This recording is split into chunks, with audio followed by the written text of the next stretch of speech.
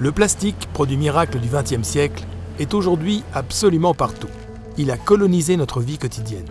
Nous en produirons plus dans les 10 années à venir que depuis son invention.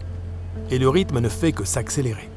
Sans changement rapide, en 2050, il y aura plus de plastique que de poissons dans nos océans.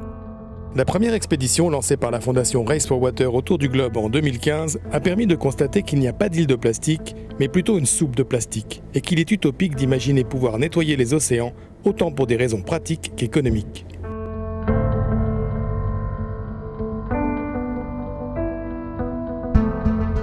La très grande majorité des déchets plastiques de nos océans provient de la Terre. Il faut donc agir avant que ces derniers ne les atteignent. Attaquer le problème à la source, traiter la cause et non les symptômes. We have to reduce the inputs of the plastic from the land to the ocean. La mondialisation et l'uniformisation de nos modes de vie n'ont épargné aucune région de notre planète.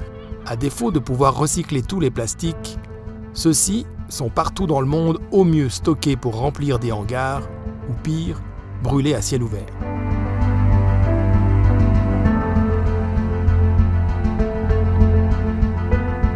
Nous avons rencontré les populations confrontées au problème du déchet plastique au quotidien, partout dans le monde. Every 5 minutes you'll see a plastic bottle go by. People used to go to the beach to collect seashells, collect driftwood. Now they go to the beach for beach cleanups. Nous sommes allés sur le terrain pour comprendre la réalité et ses causes et trouver des solutions en échangeant avec des scientifiques, des industriels et des recycleurs. Pour résoudre le problème durablement, la solution doit être économiquement viable. Nous proposons donc de donner aux déchets plastiques une valeur marchande afin qu'ils deviennent, au même titre que l'aluminium, le papier ou le verre, une matière première rentable à la collecte.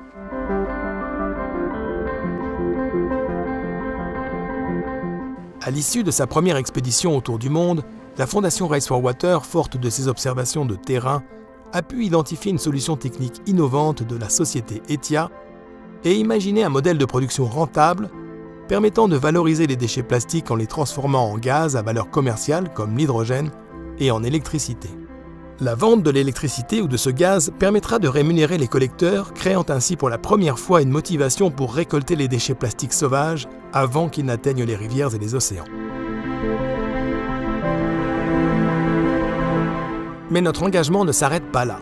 Le constat est qu'il faut accélérer la transition énergétique pour protéger les océans de toutes les pollutions, en particulier du gaz carbonique et du sulfure qui tuent les coraux, affectent les mollusques et les planctons, source de toute vie sur Terre.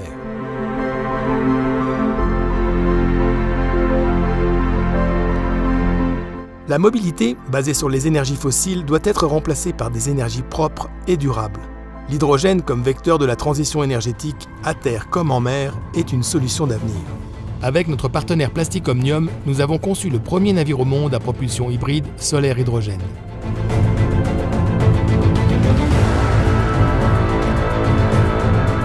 En avril 2017, la Fondation a lancé sa deuxième odyssée autour du monde. Un projet de 5 années dont l'ambition est de promouvoir nos solutions novatrices pour combattre la pollution des océans, étudier scientifiquement les écosystèmes affectés, accélérer la transition énergétique et sensibiliser la jeune génération.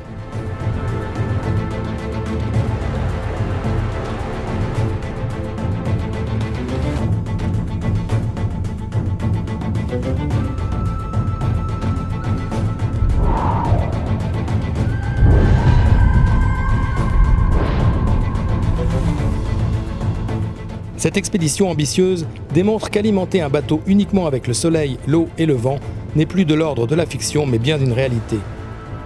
Nous avons développé une nouvelle génération de kites de traction puissants avec l'aide de notre partenaire SkySails Yachts. Il nous appartient aujourd'hui de faire le choix de la transition des énergies fossiles vers des énergies propres et infinies. Cette odyssée est aussi la vôtre. Engagez-vous à nos côtés. Aidez-nous à innover.